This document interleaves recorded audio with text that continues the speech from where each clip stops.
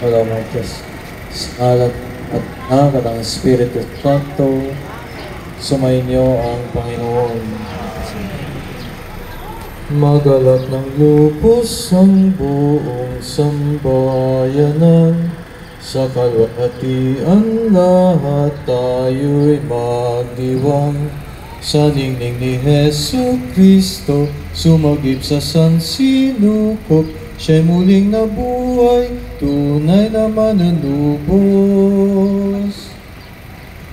Manalangin.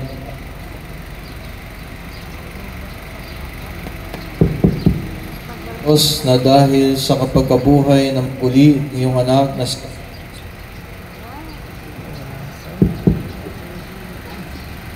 ay minarapat mong bigyan ng kagalakan ang buong daigdig.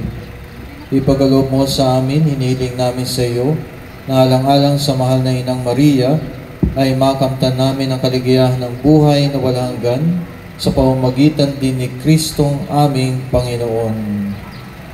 Sumainyo ang Panginoon. Ang pagbasa ng mabuting balita ayon kay San Lucas. Umaga-umaga ng araw ng linggo, ang mga babae nagtungo sa libingan, dala ang mga pabanginihan na nilang naigulong na ang batong nakatakip sa pintuan ng libingan. Ngunit nang pumasok sila, wala ang bangkay ng Panginoong Hesus. Samantalang nagugulong kanilang isip tungkol dito, nakita nila at sukat sa tabi nila ang dalawang lalaking nakasisilaw ang damit. Dahil sa matinding takot, sila'y lumuhod sa ilang mukha sa lupa. Tinanong sila ng mga lalaki, bakit nyo hinahanap ang buhay sa gitna ng mga patay? Wala na siya rito, siya'y muling nabuhay. Alalahanin ninyo, sinabi niya sa inyo nung nasa Galilea pa siya. Ang anak ng tao ay kailangan maipagkanulo sa mga makasalanan at maipako sa krus. Kasi ikatlong araw ay muling mabubuhay. At naalaala ng mga babae ang sinabi niya. Balik mula sa libingan, sinalaysay nila ang lahat ng ito sa 11 at sa iba pang kasama nila. Mga kapatid, ang mabuting balita ng Panginoon.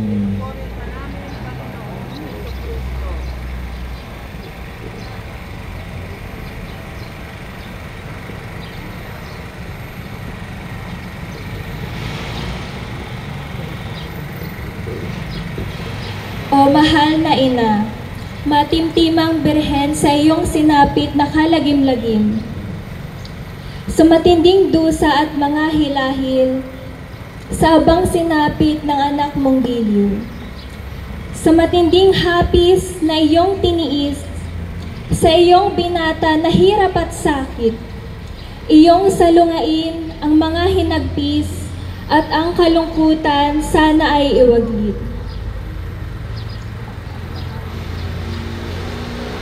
O mahal na ina, ikaw ay nagalak, kung lunggating ikaw ay nasadlak. Sa matinding sakit ng iyong anak, dahil sa pagtubos sa sala nating lahat. Kahit nagtiis libong kalungkutan, katumbas nito'y libong kagalakan. Dahil sa pagkabuhay ng iyong anak, at siyang tumubos at siyang sumakop sa sandaigdigan. Ikaw ay magalak o mahal na ina, ang bugto mong anak ngayoy nabuhay na siyang tumubos sa sala nating lahat,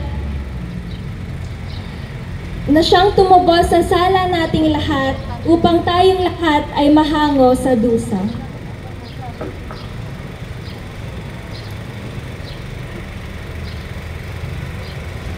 Sa malaking hirap na iyong tiniis, 10 ng buhay mo'y iyong ibinuwis. Di inalintana ang hirap at sakit, upang sanlibutan mahango sa hapis. Matapos magdanas ng malaking hirap, hayan, nabuhay na ang mahal mong anak.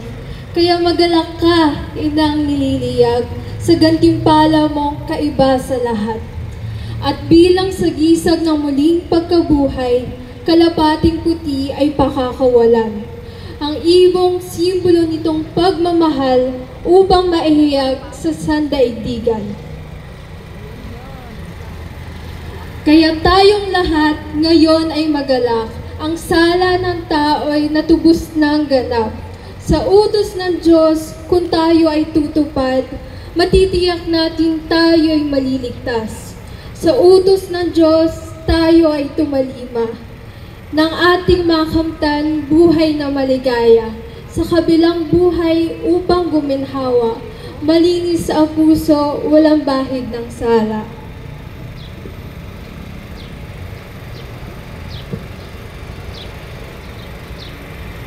Heto ang anghel, ika'y aawitan, upang aluin ka sa taglayong mong lumbay.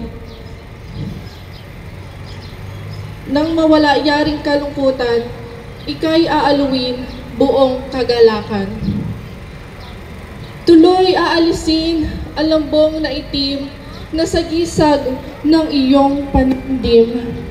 Ikaw ay magalak, o mahal na Birhen. Ang bugtong mong anak ay muling dumating.